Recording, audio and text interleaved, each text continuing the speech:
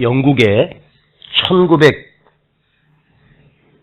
초반에 기독교가 뿌리를 내렸을 때 어느 시골 작은 동네에 살인사건이 났습니다. 그런데 38세 된 이찌라고 하는 한 여성이 모든 정황적으로 그 이찌라고 하는 여인이 살인범의 모든 증거를 그대로 누명을 쓰고 잡혔습니다.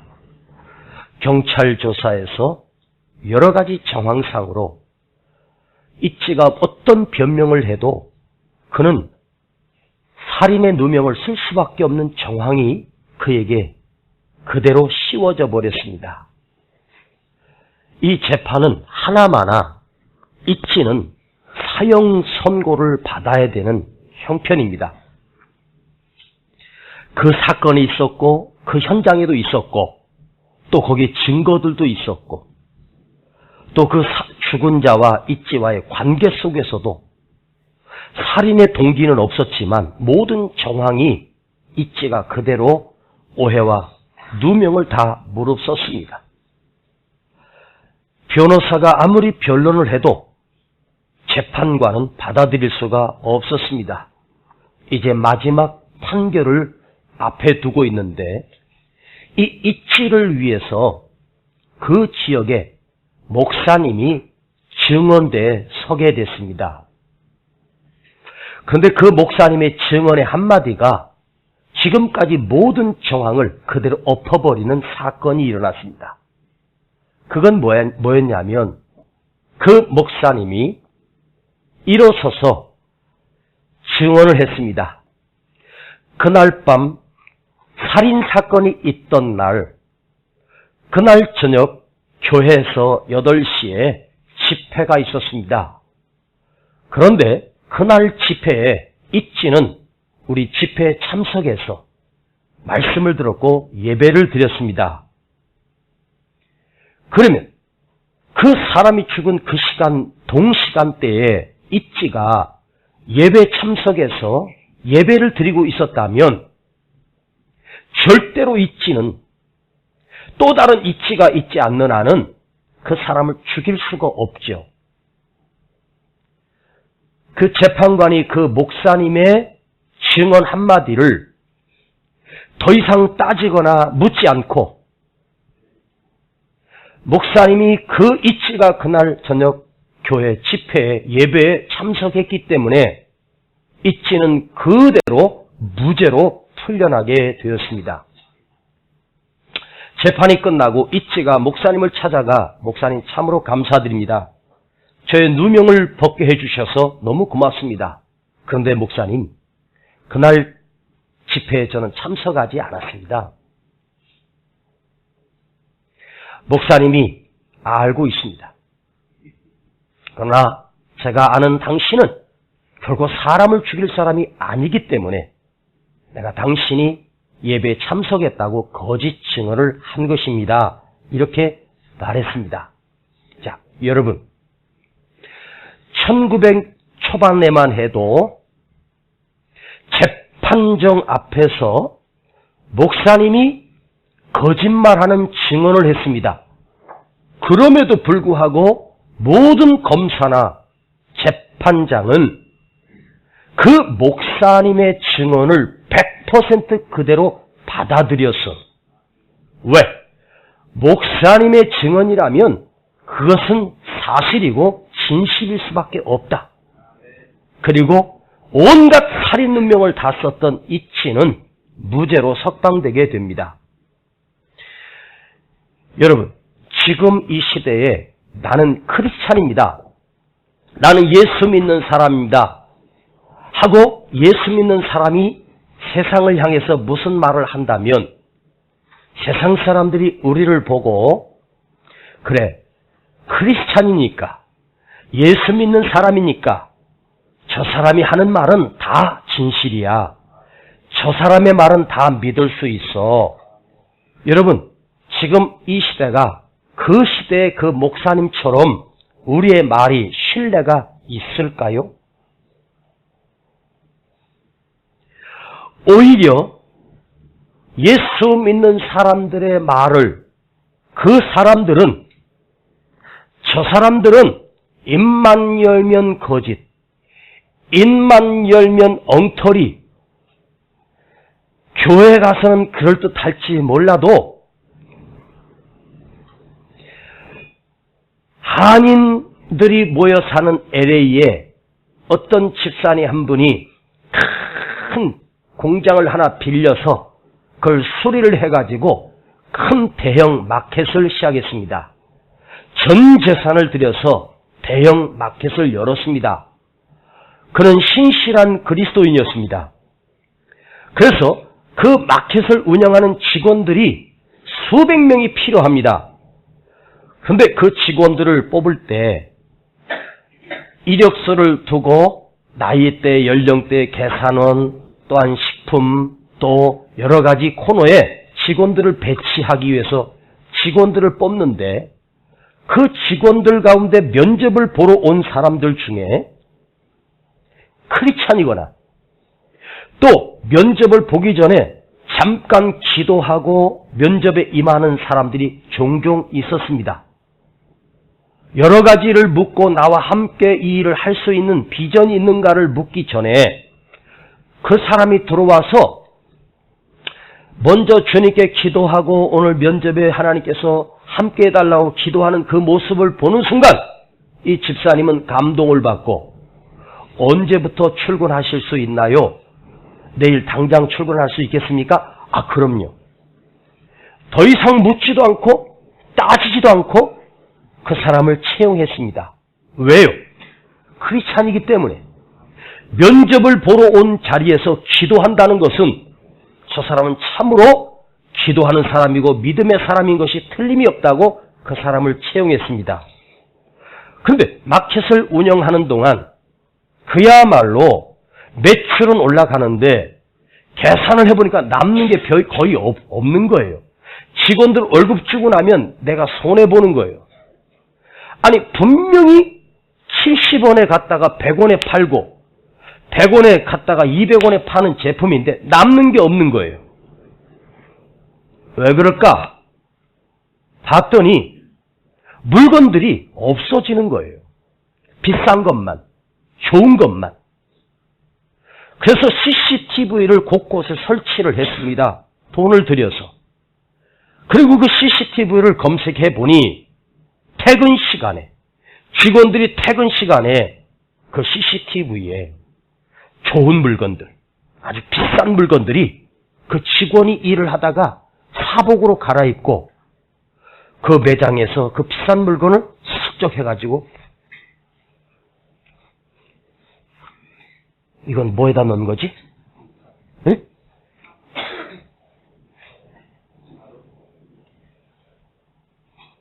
그런 모습들이 그 카메라에 잡히는 것입니다. 그런데 그 사람이 누구냐? 내가 면접에서 뽑았을 때 면접 보기 전에 먼저 기도하고 면접 보았던 사람이 있습니다. 그 직원들 가운데 크리스찬이 아닌 사람들은 오히려 더 정직하게 일을 했는데 오히려 믿음의 사람들이 물건을 빼돌리고 훔쳐가는 그런 사람이었다는 사실에 그 집사님은 큰 충격을 받았습니다. 그리고 그 다음부터는 사람을 채용할 때는 오자마자 기도하는 사람은 아예 채용을 안 했다는 거예요. 천국이 있다고 말하는 사람들이, 하늘이 있다고 말하는 사람들이 병원에 가보면 내 남편이나 내 아내나 내 부모가 임종에 가까우면 의사를 붙들고 제발 좀 살려달라고, 어떻게 하든지 우리 남편 살려주고 우리 아내 좀 살려달라고 그렇게 애걸복걸하는 사람들이 목사님이 성경책 들고 와서 신방해주고 예배드려주는 그 환자들 가족들이 더 의사들이 뭐라고 말하고 싶은지 아세요? 목사님 모시고 와서 예배드리면서 저 높은 곳을 향하여 날마다 나아갑니다. 불렀던 찬송은 언제 가고 절대로 죽으면 안 되고 반드시 살려달라고 애걸복걸하는 사람. 오히려 믿지 않는 사람들이 의사가 와서 힘들겠다고 죽음을 준비하라고 하면 오히려 그걸 그대로 받아들이는 사람들이 신앙이 없는 사람들, 오히려 불교 신자들이 더 그걸 겸허하게 받아들인다는 거죠. 하늘이 있다는 사람들이, 천국이 있다고 믿는 사람들이 오히려 더 살려고 매달린다는 거죠. 여러분은 어찌 생각하십니까? 1월 한 달 동안 하나님과 동행하는 사람을 4번에 나눠서 설교를 하고 오늘 설교로 이 설교는 막을 내리게 됐습니다. 저는 참 아쉬운데요. 듣는 여러분들은 좀 지겨웠을지도 모르겠습니다. 똑같은 본문으로 한 달을 들었으니 말입니다. 그럼에도 불구하고 저는 똑같은 본문이었지만 매주마다 설교는 다른 설교 했었습니다. 오해하지 마세요. 저 찾아와서 목사님 똑같은 설교 한 달 동안 했으니까 보따리 싸달라고 하지 마십시오. 저는 이 설교를 마침이 참으로 안타깝고 제가 좀 더 실력 있고 능력이 있었으면 1년을 할 수 있을지도 몰랐는데 이 본문에서 더 이상 메시지를 찾을 수 있겠지만 그래도 오늘 설교로 오늘 말씀 하나님과 동행하는 사람 4번째로 마치도록 하겠습니다. 자, 오늘 창세기 4장 이전에 아담이 카인과 아벨을 낳았습니다. 아담이 카인과 아벨을 낳았는데 여러분 아시다시피 카인이 그 아벨 동생을 돌로 쳐 죽였습니다. 그러면 이제 카인의 후손만 번식됐습니까? 아닙니다. 아담과 하와가 셋이라고 하는 또 아들을 낳았습니다. 이름이 셋입니다. 셋인데 그러니까 여러분 또 셋이라고 착각하면 안 됩니다. 이름이 셋입니다. 따라서 셋. 셋자에다 제 이름 셋자에다 밑에 시읒이 있습니다. 셋이라고 하는 아들을 낳았습니다. 자, 인류는 아담의 후예로서 카인의 후손과 셋의 후손들이 나누어 갈라서게 됩니다. 그런데 카인의 후손은 하나님을 모르는 후손으로 번식을 했고 셋의 후손은 하나님을 알며 하나님을 기억하며 그 후손들이 번성했습니다. 즉 셋의 후손들은 하나님을 떠나지 않고 신앙 안에서 살았고 하나님께 제사 드리며 살았습니다. 그런데 카인의 후손은 일부 다처제를 두었고 문화를 형성하고 문명을 만들어 갔습니다. 자, 두 문명이 이렇게 번식되면서 카인의 후손들은 입는 것도 다르고 가방도 샤넬 가방 들고 다니고 그야말로 빛과 번쩍하게 사는 후손들이 바로 카인의 후손들이었습니다. 즉 문명을 알고 즐길 줄 알고 그런데 셋의 후손들은 늘 하얀 옷만 입고 하나님의 제사를 드린다고 늘 몸에 피가 묻어있고 목욕도 잘 안 하고 왜? 목욕탕이 없었으니까요. 머리도 안 감고 그러니까 카인의 후손들이 셋의 후손들을 보면 저게 무슨 재미로 산다고 저 예수쟁이들 그러면서 비난했을 것이 분명해요. 사람 만나면 옷에 피가 묻어있고 머리에서 찐득찐득하고 꾀죄죄하게 살아가는 사람들이 예수 믿는 사람들이었습니다. 그러다가 내려오면서 두 문명이 섞여버렸어요. 왜냐하면 하나님을 믿는 백성들이 카인의 후손들을 보니까 멋있거든요. 놀 줄 알거든요. 늘 부러워한 거예요. 여러분 부러워하면 어떻게 된다 그랬어요? 진다 그랬잖아. 그래가지고 먹혀버렸어. 그러면서 이 문명이 뒤섞이면서 하나님을 모르는 사람으로 하나님을 아는 사람들이 섞여 있긴 하지만 하나님이 창조한 창조의 목적을 성실한 채 문명에 사로잡히고 문화에 사로잡히면서 향락과 즐거이 즐기면서 세상 문명이 변질되어 가고 있었습니다. 그때 에녹이 태어난 것입니다. 에녹도 그 문명을 그대로 받아들이게 되었고 하나님을 알지만 믿음 생활도 했지만 그냥 그럭저럭 엉터리로 살았습니다. 그러다가 에녹이 장가들어 무두셀라를 낳았습니다. 무두셀라를 몇 살에 낳았냐면 65세에 낳은 것입니다. 65세, 청년 때 낳은 거예요. 그 당시에 65세는 청년기입니다. 우리 나이로 말하면 한 20살 정도 됐을까요? 왜 그 당시에는 오래 살았느냐? 1년의 단위가 한 달 단위였을까? 뭐 이런 추측도 있지만 그때 하나님이 그 인류에게 기본 600, 700세에 지금보다 10배가 넘는 그런 수명을 주셨어요. 그리고 노아 홍수 이후에 이 생태계가 무너지면서 사람들의 수명이 짧아졌다라고 하는 설도 있습니다. 알 길은 없지만 그런데 무두셀라를 낳고 나서 에녹이 사람이 대강 그럭저럭 우리처럼 이 세상에 섞여서 주일날은 와서 예배드리고 그리고 또 직장 일터 가서 또 한 잔도 하고 그냥 믿는 사람인데 누구에게 나 집사라는 말도 못하고 그렇게 엉터리로 살던 에녹이 무두셀라를 낳으면서 계기가 온 거예요. 무두셀라를 낳고 그저 그런 신앙으로 살던 그가 무두셀라를 낳으면서 충격을 받았습니다. 그러면서 무두셀라를 낳으면서 하나님의 메시지를 받았어요. 하나님의 음성을 들었습니다. 그리고 나서 이 에녹이 충격을 받고 내가 이렇게 살면 안 되겠구나. 내가 이렇게 엉터리로 살면 안 되겠구나. 그리고 돌이켜 세상 문화에 젖어들었던 내 삶을 끊고 하나님과 동행하는 아름다운 삶을 살게 되었습니다. 그 이유가 무엇이었을까? 에녹은 무슨 경고를 받았을까?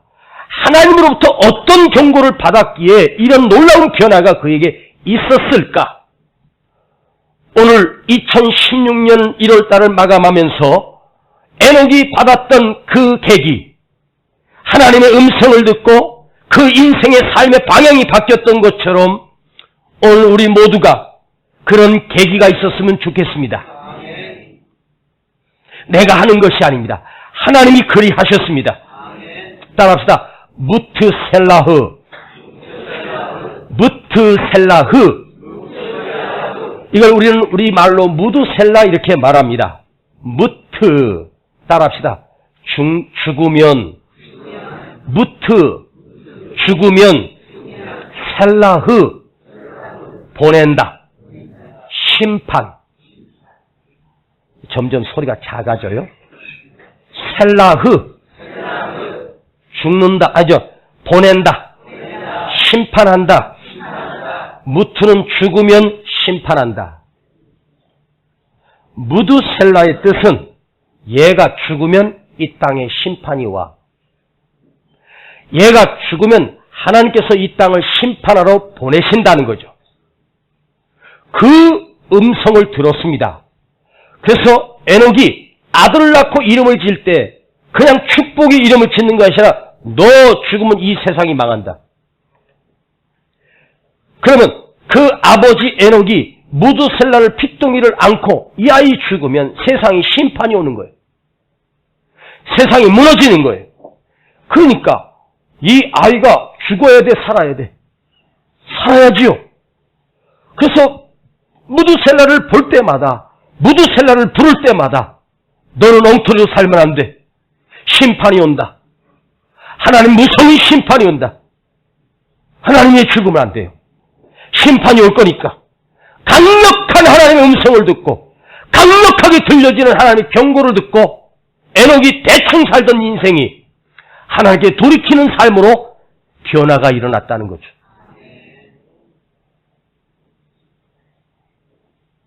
그 심판을 기억하며 그 심판을 경고하며 이 아이 죽으면 이 세상에 심판이 옵니다. 근데 여러분, 에녹이라고 하는 이름의 뜻이 궁금하지 않아요? 여러분 표정을 보시니까 하나도 안 궁금한 것 같아요. 나만 궁금해. 에녹, 이름은 아는데 이름의 뜻이 뭘까? 순종하는 자. 에녹은 순종하는 자. 그런데 히브리서 11장 5절에 구약의 믿음의 사람들을 열거하면서 그는 하나님과 동행하며 살았던 사람인데 그의 삶이 하나님을 기쁘시게 했던 사람. 신약시대에 와서 기자가 그 에녹의 삶을 이렇게 해석했습니다. 하나님을 기쁘게 한 자. 에녹이란 뜻은 순종하는 자였는데 그의 삶이 하나님을 기쁘시게 했다로 해석을 내리고 있어요. 그러면 에녹의 삶은 뭐였을까요?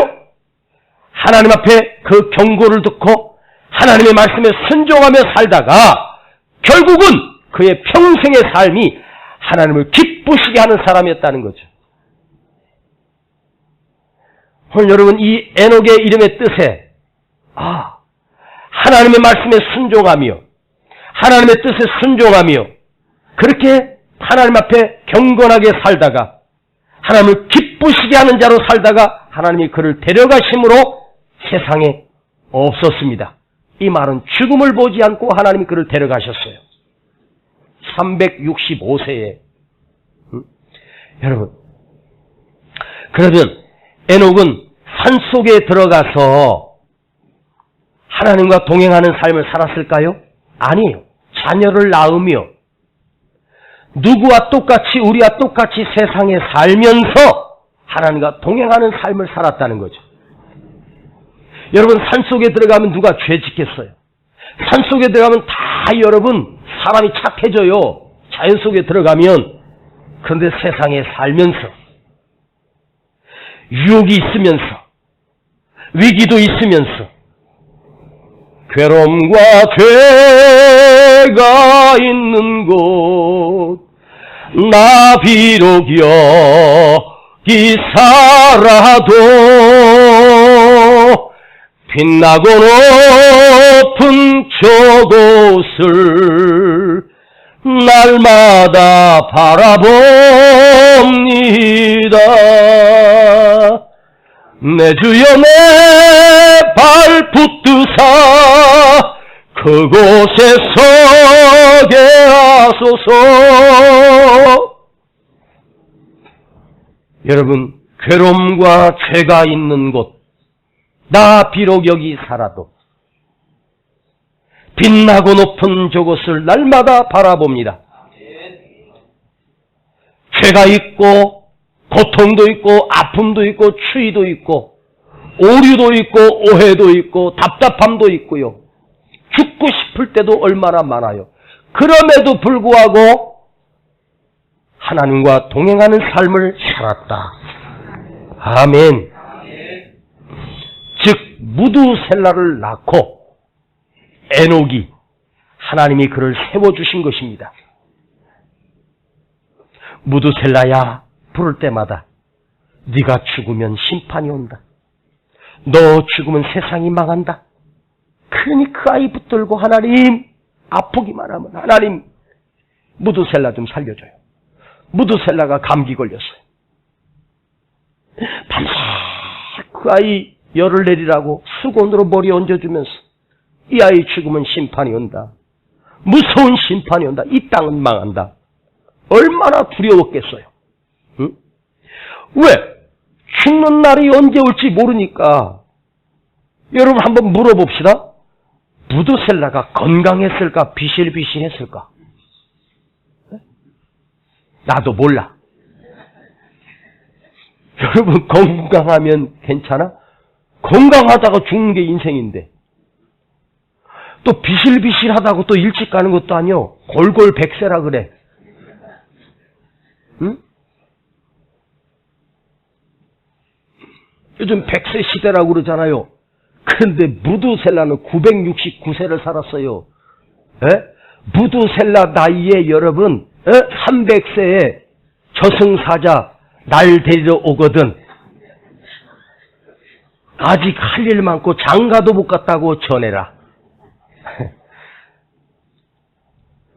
오늘날 막 기침이라도 하면서 골골하면은 에녹은 붙들고 기도하는 거. 아버지 좀 살려줘요. 아버지 좀 살려줘요. 하나님 잘못했습니다. 제가 잘못 살았나 봅니다. 그러면서 또 에녹은 하나님 앞에 바로 서고,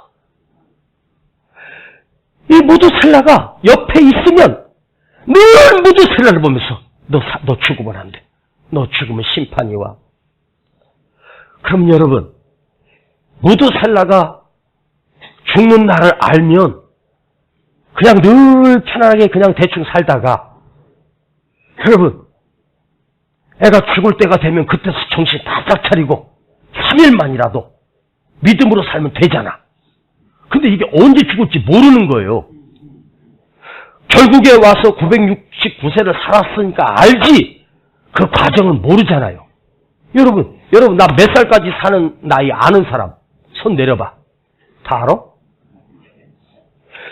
여러분, 사람 언제 갈지 모르잖아요.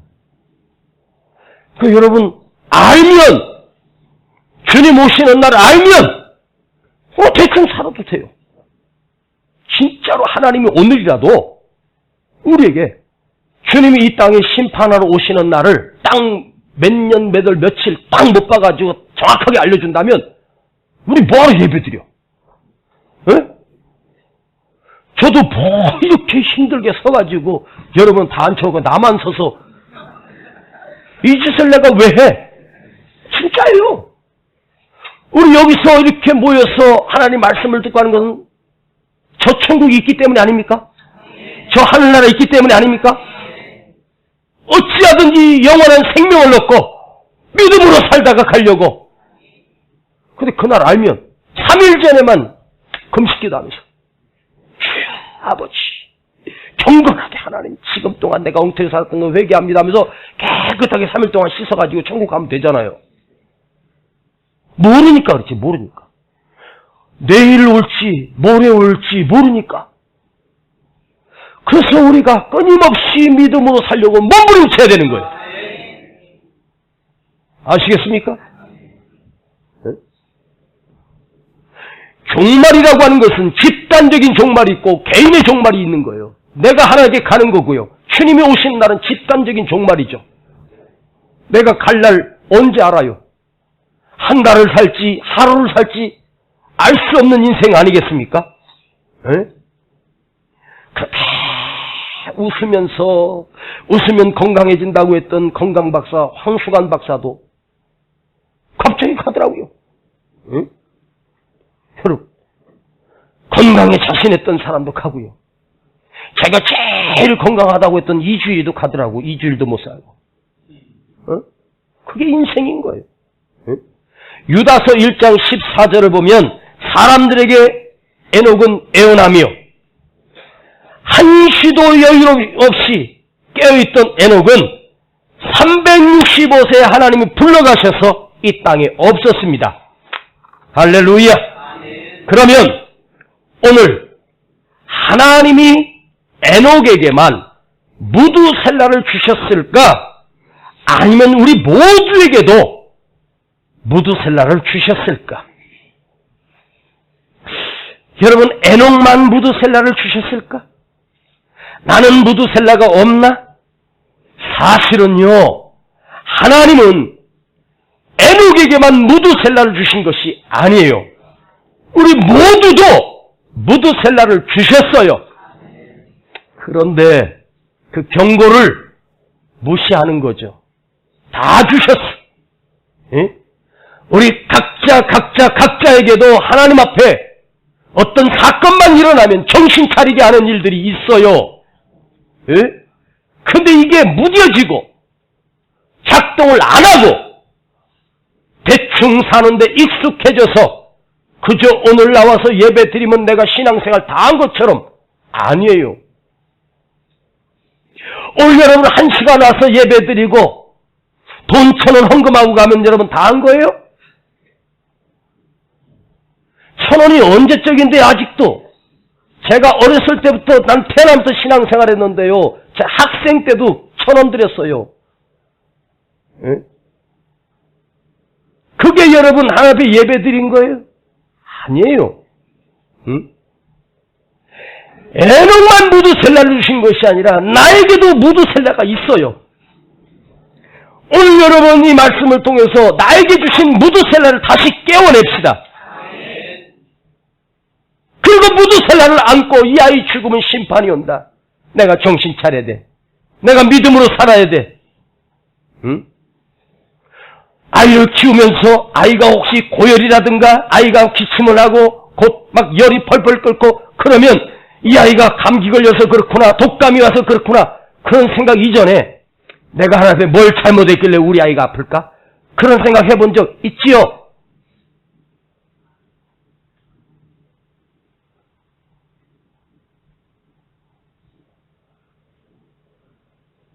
저는 성도들이 왔다가 안 보이기 시작하면 내가 바르게 못 살아서 그렇구나. 목사가 하나님 앞에 온전하지 못해서 하나님이 경고로 보여주시는구나. 때로는 빈자리를 보면서 내가 하나님 앞에 뭘 잘못했을까 한번 돌아보게 돼요. 여러분, 오늘 여러분 에녹만 무드셀라가 있는 게 아니라 나의 각자에게도 무드셀라가 있어요. 여러분에게 그 사건만 일어나면 두려운 거 있어요. 있지요? 없는 척 하지 말고 있는 척 좀 해봐. 그것만 문제 딱 되면 내가 하나님께 아이고 엎드려야 돼. 맞지요? 그 자식일 수도 있고 사업일 수도 있고요. 건강일 수도 있고요. 각자의 색깔은 다르죠. 그거 하나 있단 말이에요. 그게 축복이에요. 에녹을 에녹되게 하시려고 무드셀라를 주신 거예요. 응? 무드셀라는 아프면 안 돼요. 무드셀라가 뭔지라고 아프면 안 돼. 아프면서 크고요. 입도 트고 콧물도 나고 다 그런 거죠 뭐. 그러나 그럴 때마다 이 에녹이 정신 차리는 거예요. 대충 살려다가 무드셀라만 보면은 뜨끔해서 일어나는 거예요. 근데 365년 동안을 그게 쉬운 게 아니에요. 3년도 아니고 석 달도 아니고요. 하나님은 우리 속에 하나의 가시를 박아라. 이것만 흔들면 꼼짝 못하는 거 있잖아요. 그죠? 너 왜 기도 안 해? 경고로 주시는 것들이 있잖아요. 응? 여러분 나도 있어요. 나도. 그대도 있어요. 옆 사람한테 여러분 한번 얘기 한번 해요. 저는 대충 살면 안 될 사람입니다. 한번 해봐봐. 시작.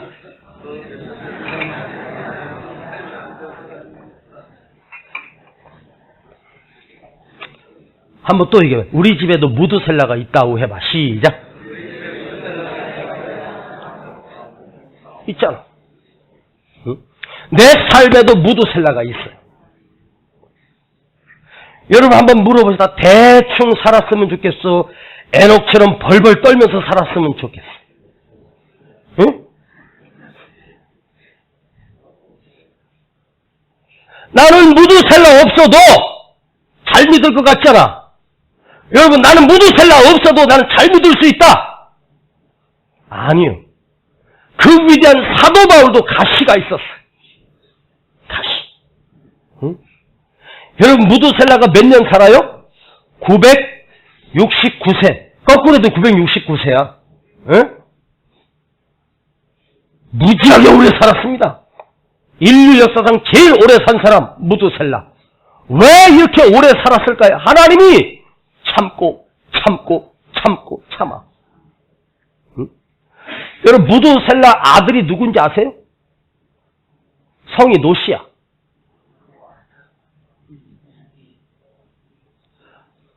무드셀라가 죽기 전에 몇십 년 남았을 때 노아가 하나님의 경고를 들어요. 방주를 지으라고. 그리고 산에다가 방주를 짓잖아요. 그리고 무드셀라가 죽고 이 땅에 심판이 와요. 물로 홍수로 다 심판하잖아요. 잘 몰라요? 그래서 왔구나. 하나님이 무드셀라를 죽이고 장난으로 한 게 이 아이 죽으면 심판 온다. 그게 아니에요. 진짜로 역사가 그렇게 됐어요. 예? 여러분 예수님 이렇게 안 오시니까 진짜 영원히 안 오시는가 보다? 지금요 많은 신학자들이 예수님의 재림을 부정하는 신학자들이 많아요. 그냥 성경의 경고구나. 아니에요. 우리가 내 삶을 살지만 우리 심령은 늘 깨어 있어야 돼. 여러분, 일터에서도 무슨 일을 하든지 마음속에 나는 크리스찬이다. 나는 신앙의 사람이다. 믿음의 사람이다. 이걸 잊지 말고 살아야 돼. 할렐루야. 아멘. 969년 동안 하나님이 유예하시고 또 유예하시고 다시 돌아오라고. 그 안에 누가 있어요? 내가 있는 거예요. 나 하나 깨닫게 하시려고, 나 하나 살리려고, 나 하나 믿음 세우시려고 하나님이 오늘도 참으시고 또 유예하시고 또 기다리고 계셔. 이 설교를 마치면서 2016년 한 해 주님과 동행하는 사람이 되기를 원합니다. 아니, 내 평생에 에녹처럼 하나님과 동행하는 삶을 살게 하옵소서. 어떤 삶? 하나님과 동행하는 삶. 하나님과 동행하는 생활. 내가 거룩해서? 내가 의로운 게 있어서? 아니에요. 부족한 거 많아요. 그럼에도 불구하고 오늘 다시 한번 내 삶을 주님과 동행하는 삶을 살겠다라고 하는 결단을 하면서 에녹에게만 하나님 무드셀라를 주신 것이 아니라 나에게도 무드셀라가 있어. 할렐루야. 이 경고의 음성을 예민하게 듣고 하나님의 신호에 예민하게 듣고 네 문제만 있으면 나는 두려워. 그거 있어.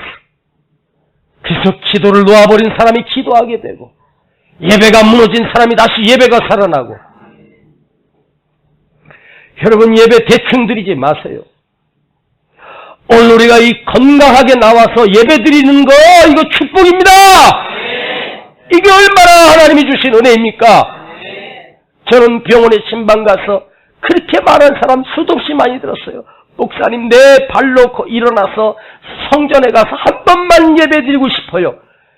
내가 그 두 손을 꼭 잡고 집사님 꼭 그렇게 돼야 돼요. 꼭 그렇게 될 거예요. 그랬는데 그렇게 된 사람은 없어. 그 병상이 마지막이었습니다. 아십니까?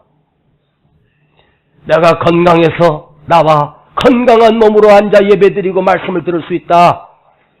여러분, 이 축복이 영원할 것 같아요? 아니에요. 할 수 있을 때 하세요. 드려질 수 있을 때 드리세요. 헌신할 수 있을 때 헌신하세요. 울 수 있을 때 우시고요. 은혜 받을 때에 은혜 받으세요. 저도 마찬가지예요. 이렇게 서서 강건하게 강력하게 설교할 수 있을 때 이게 얼마나 축복입니까? 10년 후딱 지나가고 곧 있으면 저도 여러분 은퇴하라고 압력 넣을 거예요. 내가 할 수 있을 때 하는 거예요. 이게 얼마나 축복인가? 오늘도 이 강단에 새 계단을 올라오면서 항상 느끼는 거 있어요.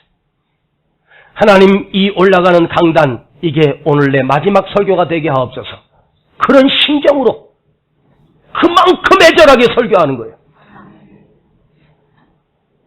이게 내 마지막이 될 수도 있다. 1년을 살지 한 달을 살지 몰라. 하루를 살지 한 시간을 더 살지 몰라. 그런 심정으로 올라와요.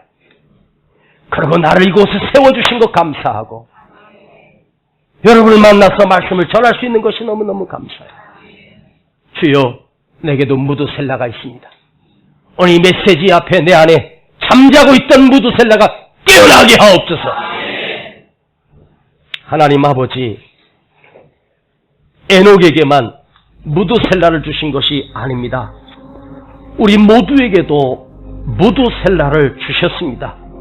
그런데 우리는 그 무드셀라를 묻어버리고 생각지도 않고 하나님의 경고를 듣지 않습니다. 주여, 에녹이 무드셀라를 붙들고 하나님과 동행하는 삶을 살았듯이 주여, 내 삶에 아버지 앞에 드려지는 삶을 살게 하시고 헌신되어지는 삶을 살게 하시며 에녹처럼 순종하는 삶을 살다가 하나님을 기쁘시게 하고 하나님 품에 안겼습니다. 주여, 오늘 우리의 삶이 순종하게 하시고 하나님을 기쁘시게 하는 삶을 살게 하여 주시옵소서. 이 결단이 오늘 이 예배 속에 이루어지게 하시고 다시 회복되게 하여 주시옵소서. 예수님의 이름으로 기도하옵나이다. 아멘. 나의 남은 생에는 맡은 일 충성하며 살리라.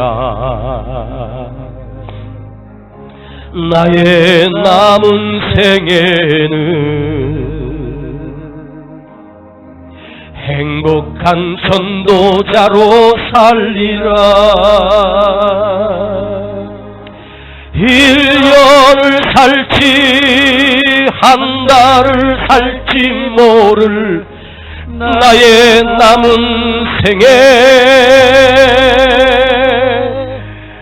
범사에 감사하며 쉼없이 기도하며 주님 뜻대로 살리라. 나의 남은 생에는 정직한 예배자로 살리라. 나의 남은 생에는 하늘에 속한 자로 살리라. 나의 남은 생에 복음의 편지되어 살리라. 복음의 편지되어 살리라. 나의 남은 생에는 섬김의 향유 되어 살리라. 나의 남은 생에는 주님의 기쁨 되어 살리라. 나의 남은 생에는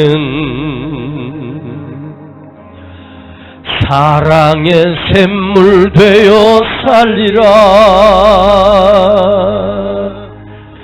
1년을 살지 한 달을 살지 모를 나의 남은 생에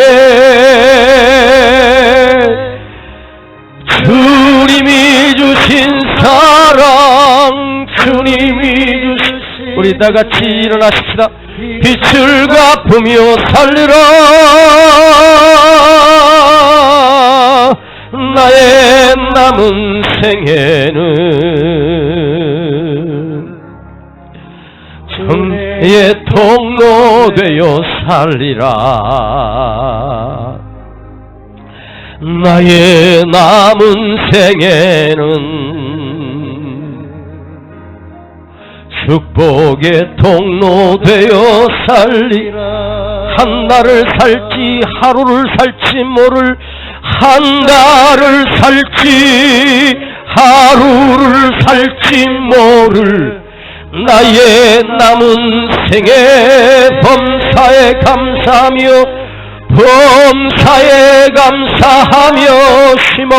쉼없이 기도하며 주님 뜻대로 살리라. 나의 남은 생에는 정직한 예배자로 살리라. 나의 남은 생에는 하늘에 속한 자로 살리라. 우리 시간 하나님 앞에 결단하며 기도할 때 주여 내 안에도 무드셀라가 있습니다. 우리 가정에도 무드셀라가 있습니다. 내 삶에도 무드셀라를 주셨습니다. 주여 그 무드셀라를 다시 깨우게 하옵소서. 아버지, 이거 무너지면 나는 죽습니다. 이거 무너지면 나는 끝납니다. 주여 이거 붙들고 살겠습니다. 기도 붙들며 살고 예배를 붙들며 살고 믿음을 붙들고 살아야 된 우리의 삶입니다. 우리 모두에겐 공통점이 있습니다. 대충 살면 안 됩니다. 주여 내가 깨어나게 하옵소서. 이거 죽으면 이 세상 끝납니다. 나만 죽는 것이 아니라 다 죽습니다. 주여, 내가 깨어나게 없어서, 내가 회복되게 없어서, 다시 믿음으로 살게 없어서, 하나님 예비하며 살게 없어서, 우리 함께 기도합니다. 주여!